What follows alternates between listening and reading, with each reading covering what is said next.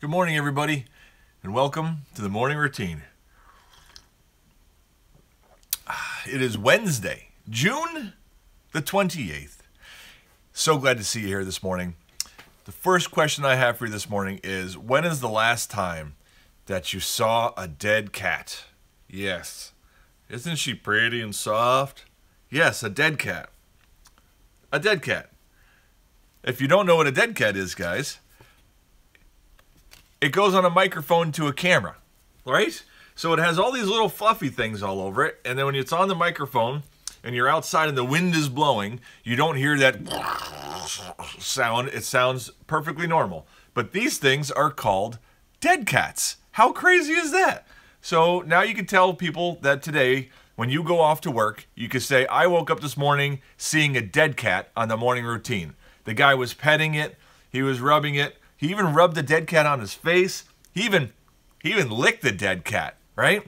But that's true because you saw a dead cat this morning. So good morning and welcome to the morning routine. So hope everybody's off and running. Hope everybody's Monday was off to a good start. It's Tuesday and we got lots to do today, and hope it's going to be a productive day for everybody. So let's jump into some stories to share with you this morning.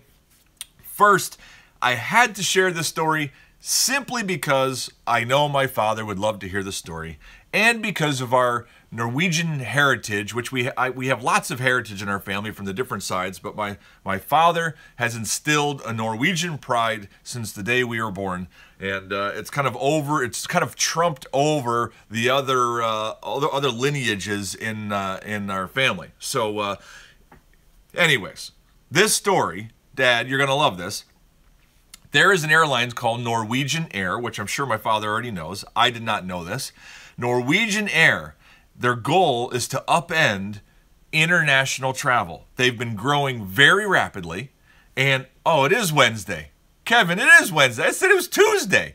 I lost track of my days. See that? Hump days. Dead cat days. You know, they're all the same. Wow.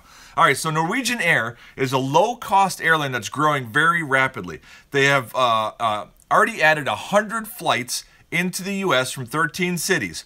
$99 to fly to Europe from the U.S. on Norwegian Air. Yes, you heard it. Now, I went on Norwegian Air website, and I looked at like a flight for next week, and it wasn't $99. It was like $400, I think. But if you plan, you can get flights for $99 to cities in Europe. Norwegian Air aims to beat them all in execution and scale. Like other low-cost carriers, it charges for checked bags, snacks, drinks, and blankets. But its transatlantic experience is nonetheless remarkably comfortable. The service is cheerful, the food decent, and the in-flight entertainment options robust, with a power outlet and USB port on all of the flights. Listen to this. This is pretty, where was it here? Okay. Norwegian will be the first airline to fly the speedy, fuel-saving 189-seat Boeing 737 MAX, which I covered that on the morning routine, that new plane that was amazingly fuel-efficient, brand new, that they were coming out with. In the U.S., the new aircraft will connect second and third-tier destinations like Providence, Rhode Island, and Belfast, Ireland. This is how they're doing it. Using smaller, even minuscule airports means cheaper rent, lower landing fees, and savings that Norwegian Air can then pass on to their travelers. Isn't that a great idea? I love it. So now we can get to Europe for $99 if we plan accordingly, and we can go on Tuesdays or Wednesdays, which today is one of those days. You decide which day it is, right? Next story. This was great because last week, I think it was, or the week before, I brought up how in the food industry, in the produce industry, which I work in, they're trying to figure out ways to take the waste and use it. There's so much protein and things that are just getting discarded because it's a byproduct of something or something that people don't want to eat. This company in New York City has been around for a while. The name of the company is called Baldor, B-A-L-D-A-O-R. They're a food distributor in New York City, and they do a really good job at it. But they have now found ways to take the waste and do things with it. It's fast. I mean, I put a link to the article so you guys can read it. Baldor's Bronx facility started diverting scraps away from the landfill and into restaurants and juice shops. Baldor processes 1 million pounds of produce a week, chopping carrots into carrot sticks, slicing oranges into wedges, prepping strawberries for berry boxes, you know, that kind of stuff, okay? Every week, 150,000 pounds of what would have been food waste, the stuff they would have thrown away, the byproduct, now becomes what it calls sparks, which is backwards for scraps, right? Little marketing twist there. Here's some ideas what they do. Carrot peels are bagged into 10-pound portions and sold to chefs that they can make carrot ribbon cookies or soup stock. Like, why wouldn't you? That's what they would do in the kitchen if they had to peel it themselves there, right? In Washington, D.C., the company Misfit Juicery buys Baldor's carrot peels and other produce scraps to make cold-pressed juice. The restaurant and cooking school, Haven's Kitchen, buys sparks for soups, sauces, and broths. And so they do all kinds of different stuff now. This is a trend right now. This is something that's happening. People are trying to figure it out to make their blueprint as a company less and to take all these scraps, 150,000 pounds of protein getting thrown away. Instead, now they can make soup and all kinds of different things out of it. It's brilliant. I love it. So you're going to see more and more of this, and it's fascinating. Let's see. Last story to share before we move on. About 2 years ago, I think it was, maybe 3 now, in my office, people in my office were working with a school, a culinary school, and they were trying to figure out how to use less beef in a burger, but have it still taste delicious. So they started mixing in mushrooms and cooking up. And we actually had taste tests in our office that the school had prepared and they were, I got to be honest, they were delicious. For me, I love mushrooms. It was fantastic. For the people who didn't love mushrooms, they barely even tasted it because it took on almost like a thick, meaty consistency when it was mixed with the beef. Well, now, guess what? Sonic Restaurants. Yes, Sonic. The home of the disgusting foot-long hot dog that I love to eat because they're just weird. You have to do it. They now will be serving these hamburgers that are mixed with mushrooms. Listen to this. Certain restaurants in August, you'll also have the option of what they call a slinger, a beef burger that's made partly with mushrooms. The restaurant is the first large chain to test the blended burger, a mushroom beef burger with less fat and calories than the traditional version, a flavor that some customers say is better, and a much smaller carbon footprint. I can attest to the flavor is delicious. I can, based on the ones that I had. Not at Sonic. I don't know theirs yet because it's not out yet. So this would be the burger is made with beef and 25 to 30% mushroom and seasonings. A study run by a third party for the Mushroom Council estimated that producing a pound of mushrooms has a carbon dioxide footprint of 0.7 pounds. A pound of beef, by contrast, has a CO2 footprint of 12.3 pounds, one of the most carbon-intensive foods on the planet. Now, I don't understand all that jargon, but I do know is that when we're trying to be green and keep our planet healthy, that means something in a drastic way. So anyways, so go to the Sonic sometime in August. I don't know if it'll be in your area where you are, but you can look and see if they've got a slinger is what it's called. So there you go. Wait, I know, right? Kevin, I was just thinking that when I was reading it. Yes, there is a Mushroom Council. What do they do? They sit on the thing and they're like, all right, who's in charge of shutting off the lights and putting some manure on those things? Who's in charge? I don't know, but I'm making little of it. I'm sure they do a lot, but in growing the business. But anyways, all right, guys, on we go. Google Trends. What is trending? What were the top 10 trends yesterday on Google? Let's find out. Number 1, Baby Driver. What? What is that? From the New York Times. Baby Driver is number 1 trending on Google yesterday. Number 2, Pretty Little Liars. Number 3, CNN fake news. Okay. Number 4 is Redstone Arsenal in Alabama. The Redstone Arsenal in Alabama was locked down for more than 2 hours. yesterday. Number 5, Michael Nyquist. Number 6, Rihanna. Number 7, Petya, as in Petya. Petya ransomware attack. Oh, okay, it's another cyber attack, Petya. Number 8, MTA, which is the subways, I think, in New York City, right? The MTA. Number 9, Pharrell Williams. And number 10, Draymond Green, the basketball player. That is what's trending on Google. I did not look up any one of those things yesterday. What did I Google yesterday? Can you guys remember anything that you Googled yesterday that you're trying to figure out more on? I'm trying to think. I don't remember anything that I Googled. And I know that I did because they do it every day, but I don't remember today. So, all right, guys, let's run over. Let's get some trending news this morning. Let's see what people are interested in on Facebook News. Top of the list is PETA. P-E-Y-T-A. That's that cyber thing we just saw in the Google Trends. New cyber attack wallops Europe, spreads more slowly in the U.S. Ukraine and Russia appear hardest hit by the new strain of ransomware. Second, Caracas, Venezuela? Caracas? How do you say that? Anybody know? Helicopter attack on Venezuela's Supreme Court.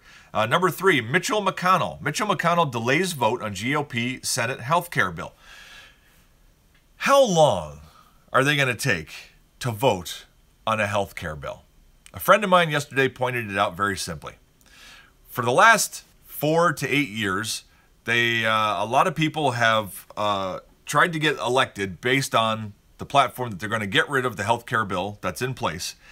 So why now are they figuring out that they don't have a plan to put in place? It's very interesting. I don't know what's going on there. So next, Michael Nyquist is next on the list. Michael Nyquist, Girl with the Dragon Tattoo star, has passed away at 56 years old. Next, Sarah Huckabee Sanders, White House spokeswoman, unloads on media over CNN retraction. Okay. Next, Time Magazine. Phony Time Magazine covers hang at Trump golf clubs report. A Time Magazine cover featuring Donald Trump hangs on the walls of at least 4 of the president's golf clubs. That's funny.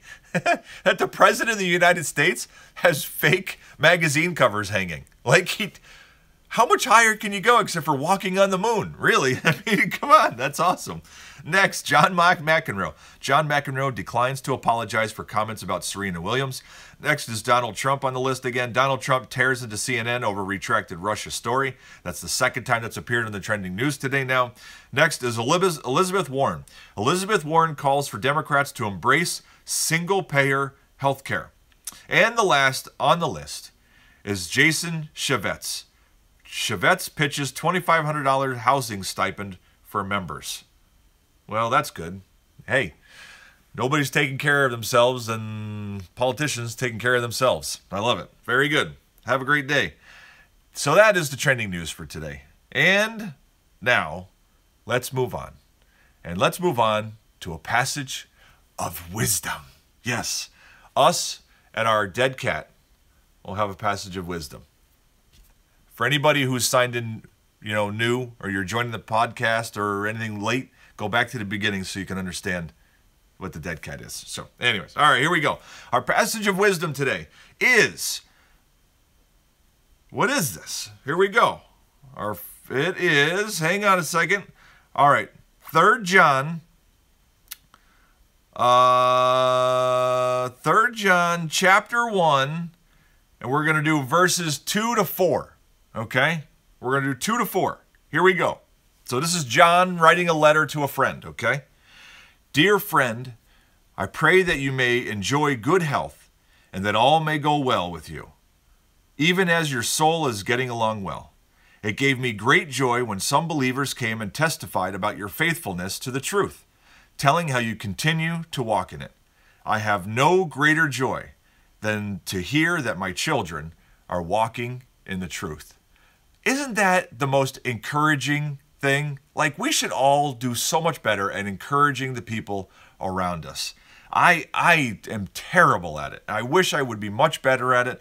And there's times when I get in spurts and I do it, and then there go years and I don't do it. And I just, man. So let's go back. Dear friend, I pray that you may enjoy good health and that all may go well with you. That sounds like a regular letter today, or a text that somebody would say like right now, right? Even as your soul is getting along well. It gave me great joy when some believers came and testified about your faithfulness to the truth, telling how you continue to walk in it. I have no greater joy than to hear that my children are walking in the truth. Isn't that great too? So I tell you what, there is no greater joy than knowing that your children are walking in the truth and that they have something to build their life upon that is unchanging and never waves as far as truth and what they're doing, how it compares to that, instead of just doing what marketing and magazines and TV might tell you, because that truth kind of shifts around based on trends and what they think they want to sell you. Seeing your kids building upon a truth that never changes and is timeless is quite an amazing thing. And I would tell you that if you have young kids and you haven't started trying to build on that, now's the perfect time. It's simple to get started, getting engaged in a student program at a local church, volunteering alongside them so they could see you being part of it as well, not that you just drop them off there. I mean, it is easy to get started on doing that. It was a big deal when I did it because we already had kids before I started, and it seemed overwhelming at first because I didn't know what I was doing. And I told my wife, like, I never did this. I don't know what I'm doing. But I asked a lot of questions. I got around a lot of places, and I observed and watched. And it actually was very easy, So, but anyways, great passage of encouragement and instruction there. And so glad I could share that with you. All right, guys. Let's pray. Let's get this day started, okay? Father, good morning. Father, we thank you for this Wednesday that we have. This Wednesday, the last Wednesday in June. We thank you for the whole month that you have given us. Father, today as we look back over the month of June, and we can reflect on when it became June 1st and we thought of the things we'd like to accomplish or maybe be better at along the month, today give us a chance to look back and see, have we made those changes? Have we stepped into those things? Have we become more encouraging, more loving, more guiding? All the things that we wanted to do more of, have we done those? And help us reflect on those, because we still have days left to the month of June that we can still do that now. Father, in light of the passage that you gave us today, help us to be an encouragement to other people. Help us to live a life of leading our children, to have them dependent upon you and following your truths instead of the truths of the world that might lie and deceive them. We thank you for this wisdom principle. We thank you for your loving hand, always guiding us with great love and grace. Father, we love you. Protect us today as we go out into our workday, that we might be effective. Amen. All right, guys, that's a wrap. So glad that you guys were here today. So glad to share my dead cat with you. I hope you guys have a fantastic day, and I can't wait to be back here tomorrow morning, Thursday morning, for the morning routine. And until then, as you know, don't forget to be exactly who you were meant to be. Love you guys. See ya.